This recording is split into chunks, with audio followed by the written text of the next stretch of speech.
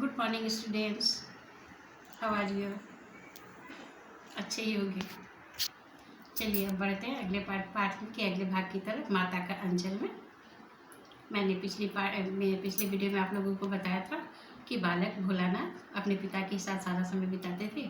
पूजा पाठ कर लेने के बाद पिता एक कागज़ पर 108 बार राम नाम राम राम नाम लिखते थे और उस कागज़ के छोटे छोटे टुकड़े करके उसे आटे की लोई के अंदर में भर करके भोलानाथ को कंधे पर बिठा करके नदी की तरफ चल पड़ते थे और नदी की मछलियों को वे और भोलानाथ दोनों मिल करके वो आटा नदी की मछलियों को खिलाया करते थे। लौटते समय भोलानाथ के साथ जब पिताजी लौटते थे तब पेड़ की झुकी हुई डाली पर उसे बिठा करके पिताजी उसे झूला झूलाते थे। इस प्रकार बचपन बहुत मस्ती में गुजरता था और जब वो घर लौटते तब माँ उन्हें खाने के लिए देती। माता पिता दोनों भोजन कर भोलानाथ पिता के साथ भोजन करता। पिता के हाथ से खा करके भोलानाथ का पेट जल्दी भर जाता तो माँ गुस्सा हो जाती थी। माँ का कहना था कि मर्दों को बच्चों को खिलाना नहीं आता। फिर वो अपने हाथ से भोलानाथ को कौर बना बना करके खिलाती। भोलानाथ का पेट चूँकि पहले ही भर चुका होता है इसलिए वो और नहीं खाना चाहता, लेकिन माँ भी माँ ही होती है ना। जैसे कि सभी की माँ एक ट्रिक यूज करती है, इस्तेमाल करती है। वो दाल चावल में दही मिला करके और भिन्न भिन्न चिड़िया तोता मैना कौवा के कौर बनाती और कहती कि जल्दी से जल्दी खा लो नहीं तो चिड़िया उड़ जाएगी।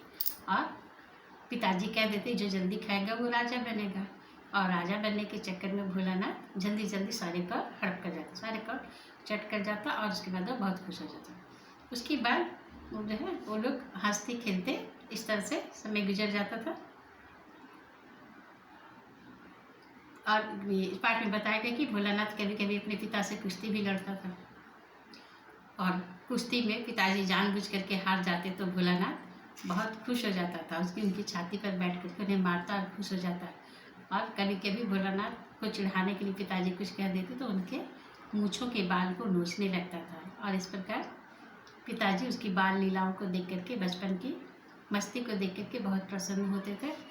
और पिताजी के द्वारा बच्चे से खट्टा और मीठा चुम्मा मांगना ये भी एक बाल प्रवृत्ति होती है। जनरली सभी लोग अपने घर में छोटे बच्चों से यही कहते हैं।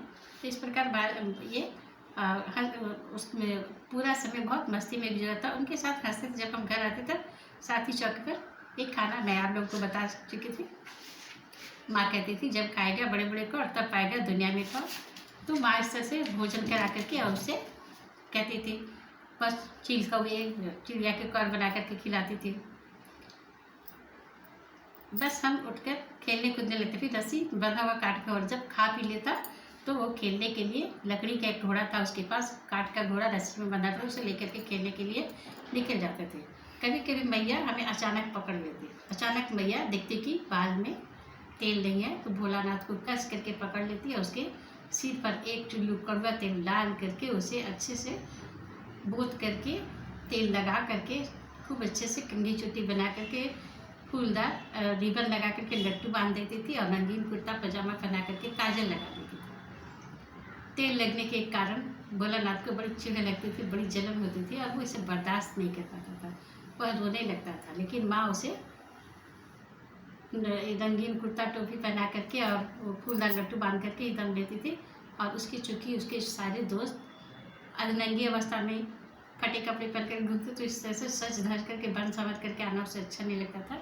और वो रोते रोते पिताजी की गोद में जब बाहर आता था तब उसके सारे साथी उसकी प्रतीक्षा करते मिल जाते और अपने सभी साथियों को प्रतीक्षा करते देख करके वो बहुत प्रसन्न होता और इस खुशी में वो सिसकना भूल जाता और बच्चों के साथ घुल मिल करके खेलने लगता। बच्चों ये आप लोगों का होमवर्क है, इसे रीड कीजिए।